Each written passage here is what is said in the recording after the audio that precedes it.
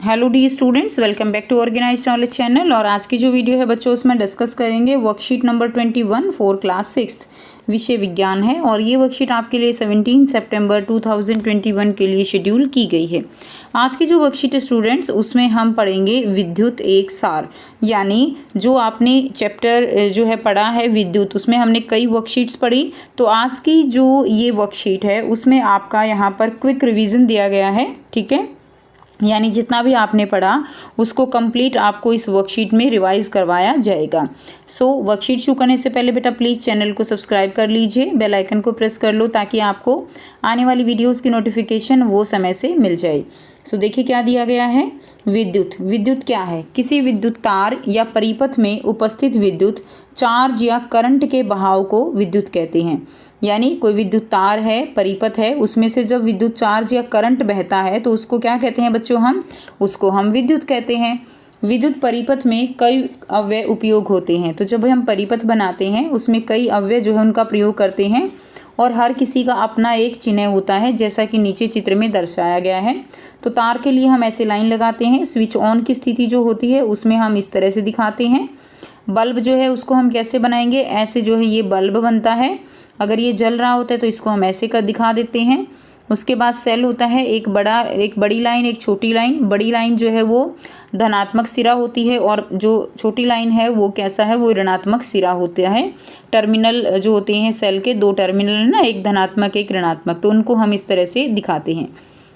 Next देखिए, विद्युत cell क्या होती है?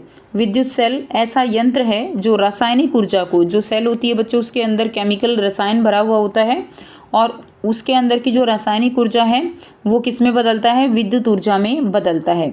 सभी विद्युत सेलों में दो सिरे होते हैं, जिनमें एक धनात्मक सिरा और दूसरा होता है ऋणात्मक सिरा। आपने देखा होगा सेल को, उसके ऊपर जो है ऐसे प्लस लिखा हुआ होता है और नीचे ऐसे माइनस लिखा हुआ होता है। जो ये सिरा होता है ये धनात्मक होता है और ये वाला सिरा ऋणात्मक होता है। नेक्स्ट देखिए, नेक्स्ट दिया गया है बैटरी। बैटरी क्या होती है? बैटरी दो सेलों का जोड़, जिसके एक सिरे पर धनात्मक और दूसरे सिरे पर ऋणात्मक चिन्ह दोनों होते हैं। बैटरी यानी देखिए, जब दो सेलों दो से ज़्यादा सेलों को जोड़ दिया जाता है तो उसको हम क्या कहते हैं? उसको हम बैटरी कहते हैं। देखिए ये जो है क्या बन गई? बैटरी बन गई। अब इसमें कितनी सेल हैं? 1, 2 और 3। कितने सेल की बैटरी है ये 3 सेल की बैटरी बन गई। ये वाला इसमें पॉजिटिव होगा, ये वाला इसमें नेगेटिव होगा, ठीक है। नेक्स्ट देखिए, बल्ब क्या है? ऐसा यंत्र जो विद्युत ऊर्जा को प्रकाश ऊर्जा में बदल देता है। यानी जो बल्ब हमारे घरों में लगे हैं उनमें से विद्युत धारा प्रवाहित होती है और वो किस में बदल जाती है? वो प्रकाश ऊर्जा में बदल जाती है। नेक्स्ट देखिए, बल्ब का तंतु। बल्ब आर्गन गैस से भरा होता है और इसके अंदर घुमावदार पतला टंगस्टन तत्व का तार जो दोनों किनारों से मोटे तारों से जुड़ा हुआ होता है। तो आप सब बच्चों ने बल्ब ज़रूर देखा होगा। उसके अंदर आपने देखा है कि बल्ब के अंदर जो है तंतु होता है और वो तंतु जो है कुछ इस तरह से ऊपर ऐसे दो मेन तारों से जुड़ा हुआ होता है और ये जो तंतु है ये टंगस्टन का बना हुआ होता है। टंगस्टन जो कि एक धातु है और ये जो तंतु है इसका आप कह सकते हो कि इसी के कारण जो बल्ब है वो क्या होता है? वो प्रकाश देता है। और ये जो बल्ब होता है इसके अंदर गैस, आर्गन गैस भरी होती है। इसके अंदर आर्गन गैस क्यों भरी जाती है? क्योंकि ये एक निष्क्रिय गैस है, ये अभिक्रिया नहीं करती है, ठीक है। तो इसको हम क्या कहते हैं? बल्ब का तंतु। नेक्स्ट देखिए, नेक्स्ट आपको दिया गया है विद्युत परिपथ। विद्युत परिपथ क्या होता है बच्चों?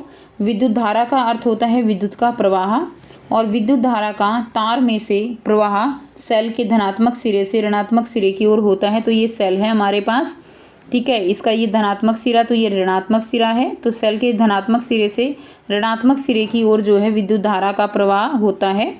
और नेक्स्ट देखिए, विद्युत परिपथ दो टर्मिनल के बीच विद्युत धारा के संपूर्ण पथ को दर्शाता है। तो दो टर्मिनल है, एक धनात्मक है एक ऋणात्मक है। तो दो टर्मिनलों के बीच जो है विद्युत धारा जब बहती है तो वो क्या है? वो उसके संपूर्ण पथ को दर्शाता है। उसको हम क्या कहते हैं? उसको हम विद्युत परिपथ कहते हैं। क्या कहेंगे? विद्युत परिपथ। जिसके अंदर जैसे ये बल्ब लगा हुआ है, ये स्विच है, ये सेल लगा हुआ है, ठीक है। तो ये पूरा क्या बन गया? ये एक विद्युत परिपथ बन गया। उसके बाद देखिए नेक्स्ट है विद्युत स्विच। विद्युत स्विच एक सरल युक्ति है जो विद्युत परिपथ को जोड़ या तोड़ सकती है। यानी हमारे घरों में जैसे अगर हमें बल्ब ऑन करना है तो हम स्विच ऑन कर देंगे, ऑफ करना है तो स्विच ऑफ कर देंगे, तो वो क्या होता है, विद्युत स्विच होता है, जो कि एक सरल युक्ति होती है। नेक्स्ट देखिए, नेक्स्ट आपको दिया गया है विद्युत चालक। तो विद्युत चालक क्या होता है, वह पदार्थ जो अपने अंदर से विद्युत धारा का प्रवाह होने देते हैं, वो क्या कहलाते हैं, विद्युत चालक कहलाते हैं। जैसे कि चांदी, सोना, तांबा, स्टील, समुद्री पानी आदि।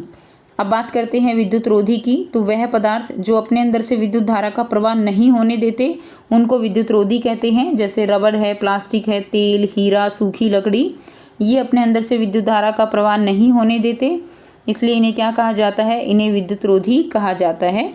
नेक्स्ट देखिए, नेक्स्ट दिया गया है फ्यूज़। फ्यूज़ क्या होता है, जब भी ज़रूरत से ज़्यादा विद्युत करंट फ्यूज से होकर गुजरता है तो यह जलकर टूट जाता है और इस अत्यधिक करंट को आगे विद्युत पथ में जाने से रोक देता है। ठीक है, इसलिए यह अत्यधिक करंट विद्युत उपकरण जैसे पंखा, टीवी, वॉशिंग मशीन आदि तक नहीं पहुंच पाता। तो फ्यूज़ जो है बच्चों, हर एक जो विद्युत उपकरण है उनमें फ्यूज़ लगे होते हैं। तो जब भी इनके अंदर से, और एक मेन फ्यूज़ भी लगा होता है, मीटर के पास लगे होते हैं। तो ये जो ये फ्यूज़ होते हैं, ये अगर इनमें से ज़्यादा अधिक मात्रा में विद्युत धारा का प्रवाह हो तो ये क्या हो जाते हैं, ये जल जाते हैं और टूट जाते हैं। और ये एक, आप कह सकते हो कि बाकी जो हमारे उपकरण हैं उनको सुरक्षित रखने में इनका अहम योगदान है, क्योंकि अगर ये टूटेंगे नहीं तो जो ज़्यादा करंट है वो हमारे जो बिजली के उपकरण हैं जैसे पंखा, टीवी, उन सब में से भी प्रवाहित होने लगेगा और वो सारे उपकरण खराब कर सकता है। इसलिए विद्युत फ्यूज जो है वो सारे उपकरणों को खराब होने से, जलने से बचाता है। फ्यूज एक पतले जो है धातु के तार का बना होता है और एक सुरक्षा उपकरण के रूप में विद्युत उपकरणों को अत्यधिक करंट के प्रभाव से ये बचाता है।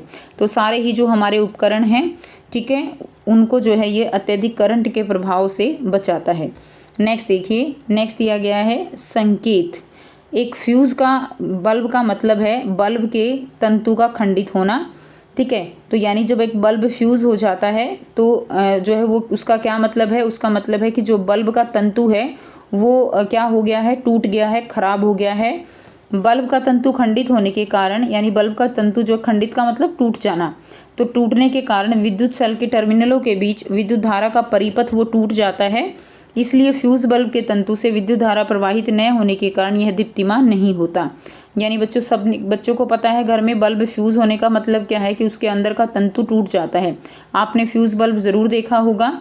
तो उसके कारण क्या होता है कि परिपथ टूट जाता है और विद्युत धारा का प्रवाह जो है वो दो टर्मिनलों के बीच में नहीं होता, जिसके कारण बल्ब जो है वो नहीं जलता। ठीक है, तो उसको हम बोलते हैं फ्यूज़ बल्ब। सो ये थी आपकी आज की वर्कशीट स्टूडेंट्स। आई होप आप सबको ये वर्कशीट क्लियर है। और बच्चों, इस वर्कशीट में आपका कोई भी क्वेश्चन नहीं दिया गया है। ये आपकी रिवीजन वर्कशीट है जिसमें आपने इलेक्ट्रिसिटी का जो भी पढ़ा था चैप्टर, उसका रिवीजन किया है। सो इसलिए इसके अंदर कोई भी क्वेश्चन नहीं है। सो अगर आप बच्चों को वीडियो अच्छी लगी तो प्लीज़ इसको लाइक कर दीजिए, शेयर कर दीजिए और चैनल को भी सब्सक्राइब कर लीजिए अगर आप चैनल पर न्यू हो। So thanks for watching students. मिलते हैं नेक्स्ट वीडियो में नेक्स्ट वर्कशीट के साथ। Take care, bye bye.